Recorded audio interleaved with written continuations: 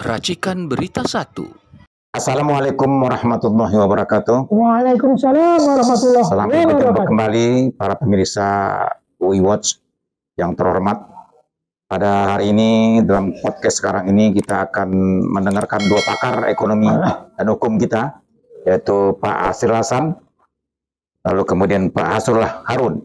Dalam kesempatan ini kita akan membahas masalah food estate yang kemarin dikebarkan oleh Pak Prabowo akan dilaksanakan di Papua, di Merauke.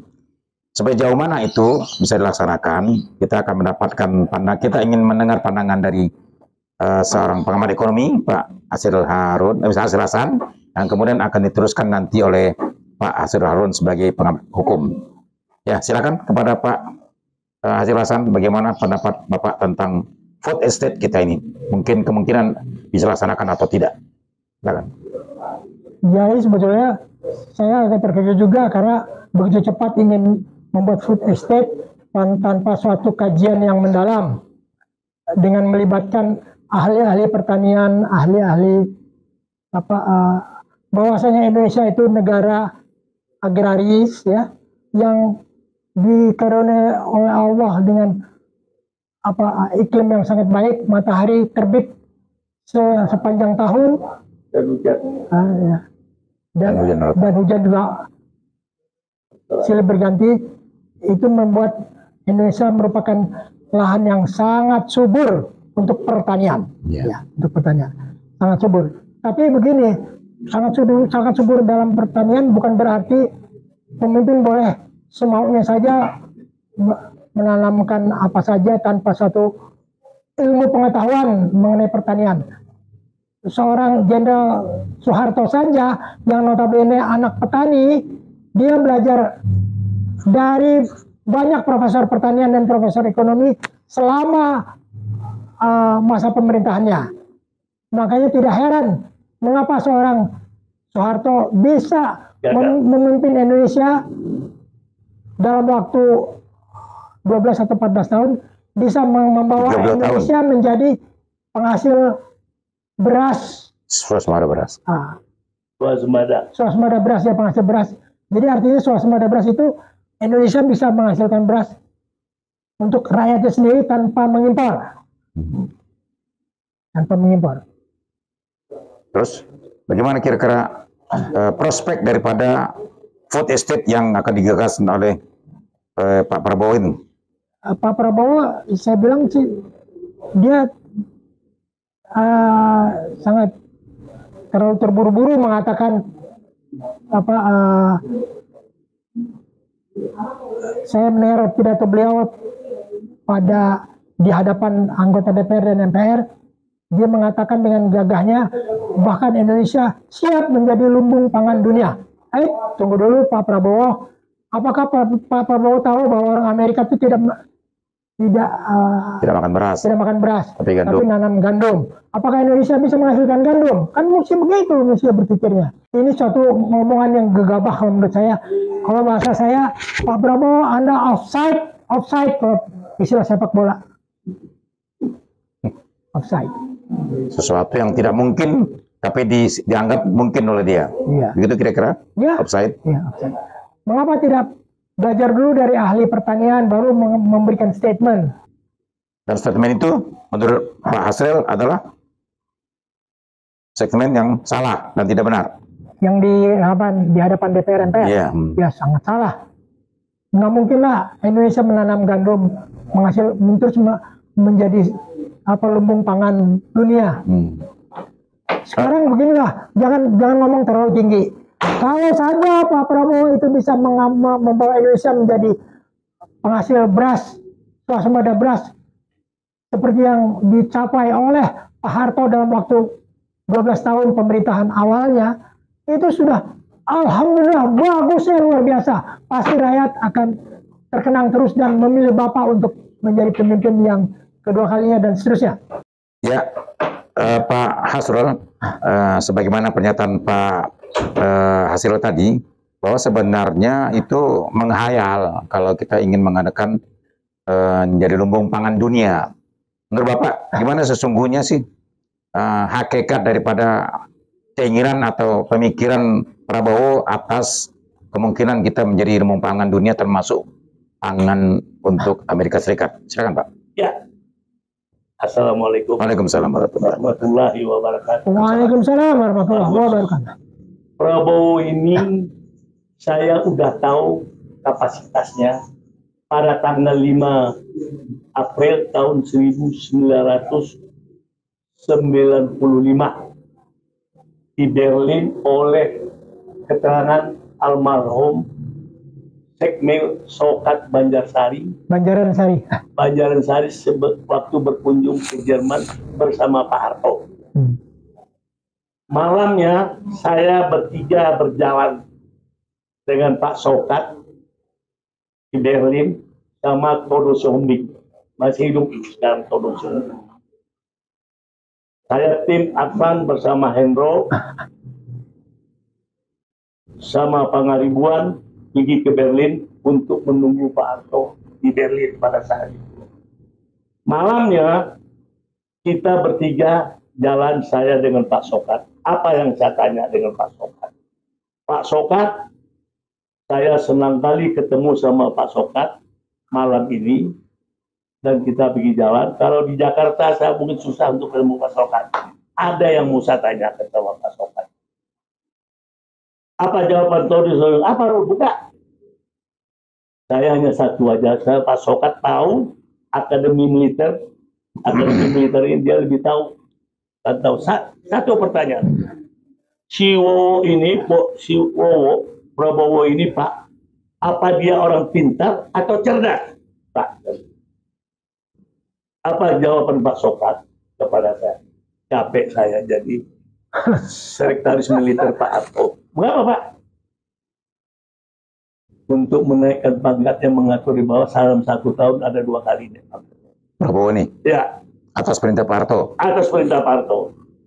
Oh, jelaslah Pak, untuk mengganti Pak Harto dipersiapkan. Tapi saya capek. Cerdas juga tidak.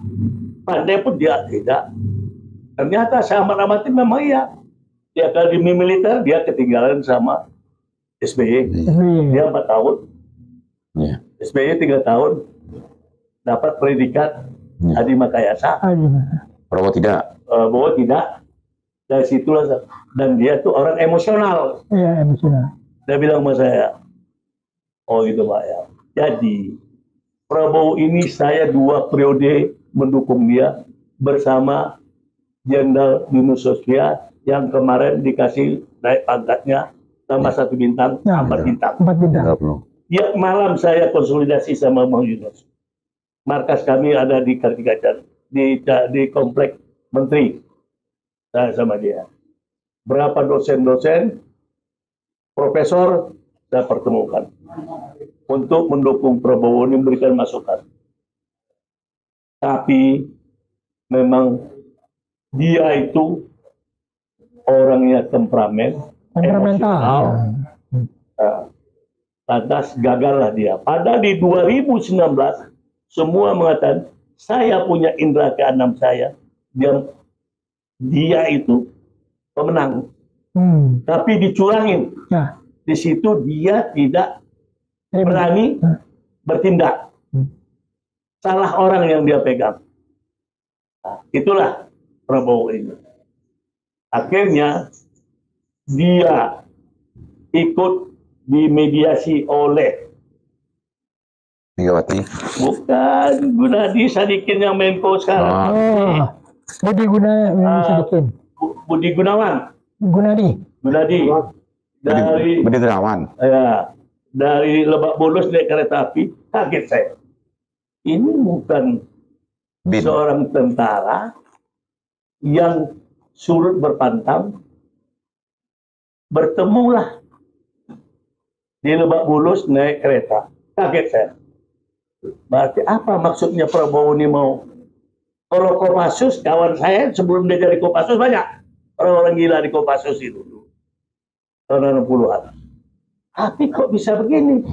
Pantang menyerah, surut berpantang. Sekali layar terkembang, surut berpantang. Jadi Bapak menyesal kenapa Prabowo bergabung dengan Jokowi, begitu? Iya, Itu bukan tipikalnya RPK tentara. Iya, ya. Bukan tipikalnya.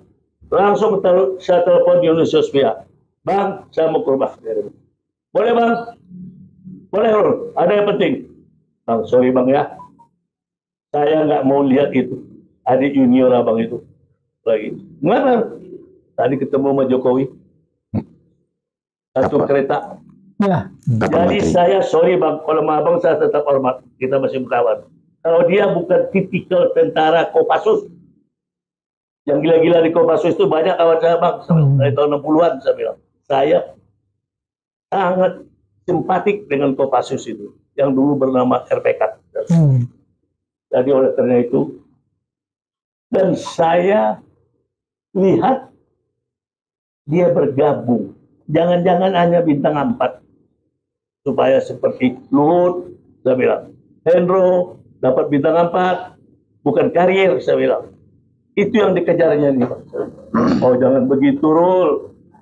Jangan begitu. Dia ceritalah panjang lebar seperti yang Prabowo ceritain. Tapi udah berlalu, tapi saya udah baca. Watak Prabowo. Sorry bang, saya tetap berkawan, bersahabat sama abang. Lalu bagaimana tentang kemungkinan food estate yang di Merauke itu? Bagus sekali pertanyaan. Kalau saya orang Minang, mencontoh kepada yang baik, mengambil tuah kepada yang benar. Saya kira Prabowo ini mengikuti jejak bapaknya. Saya tahu. Mertuanya. Bukan bapaknya. Bapaknya. Sumitro kan ahli ekonomi. Ya. Kalau mau pergi ke tim-tim katanya bawa buku ekonomi 1 ransel. Kata Bang Yunus. Baca dia tuh. Kapan perangnya bang? Nah, itu hobinya baca. Sudah dia baca. Tentang food estate kita belajar. Dari pengalaman sudah-sudah. Indonesia ini besar. Itu yang saya puji adalah itu Ibnu Sutowo. Ya. Yang membuat rice estate di Palembang. Itu bertop. Jadi setiap provinsi harus dibangun food estate. Berapa provinsi? Mobilisasinya tidak tinggi. Ya. Risiko dibagi-bagi. Kalau dikumpulkan satu seperti Pak Harto dibuat di Kalimantan Barat 1 juta hektar. Kalimantan Tengah. Enggak. Kalimantan Tengah. Tengah ya, sama Barat kalau nggak salah masuk. 1 juta hektar. Saya kenal, ditunjuk ketuanya Bok Hasan. Sekretarisnya Insinyur Suparmono dari PU. Insinyur Pengairan. Sampai saya katakan sama Pak Suparmono. Pak Suparmono, Bapak sekretaris dari 1 juta hektar food estate yang di Kalimantan. Ini nggak berhasil, Pak. Bagaimana, Rob? Tidak berhasilnya saya. Saya memimpin, saya sekretaris. Pak, Bapak orang teknik. Ini orang ekonom.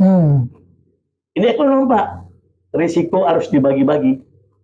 Bapak tersentralisir. Apabila kena hama wareng yang 1 hektar ini, padamlah kosnya. Apalagi mendistribusikan ke pulau-pulau. Sebenarnya yang dibuat contoh itu adalah yang dibuat Ibnu Sutowo, rice estate di Palembang. Setiap provinsi.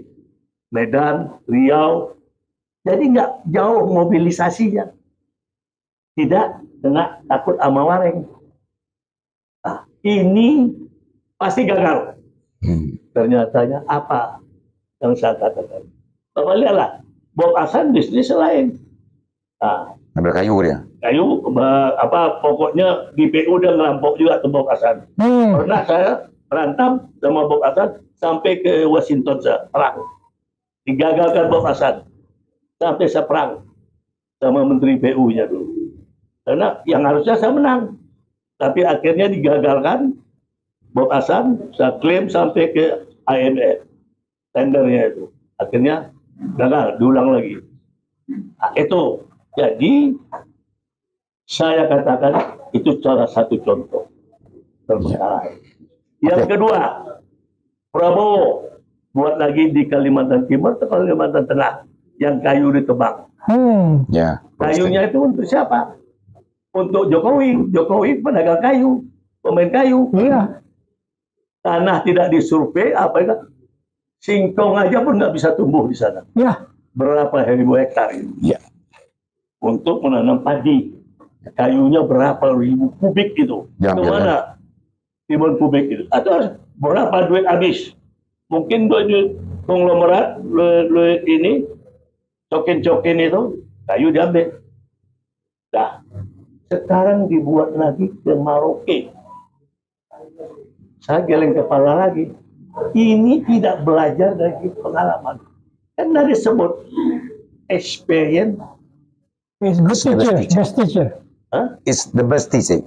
The best teacher. Nah, ini hanya emosional. Kembali dah. Kalimantan Tengah, Jawa Timur, batal. Batal. Merauke sama Haji Isam terobsesi buat di sana. Ada itu padi yang makan itu terutama anak Indonesia. Berapa jauhnya dari Merauke bawa ke Sumatera Utara, bawa tuh ke Palembang, bawa ke Jawa, transportasinya. Kalau dikasih sama waringnya saja, di situ selesai, hancur. Dan orang-orang Merauke, orang Papua itu tidak makan nasi, makan sagu. Nasi, dia makan sagu. Nah, itulah nggak salah saya teringat Pak Sokat.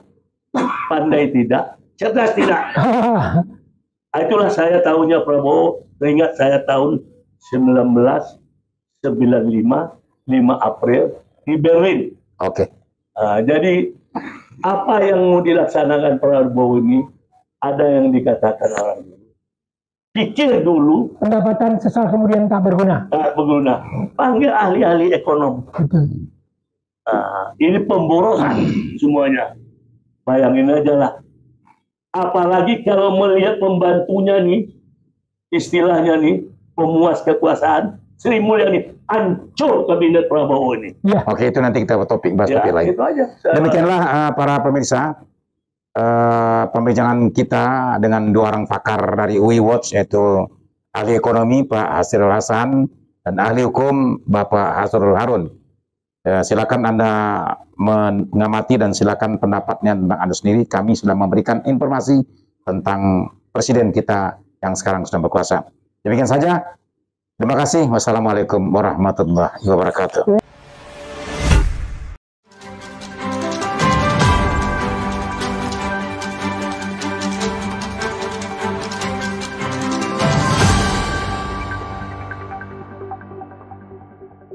Racikan Berita 1.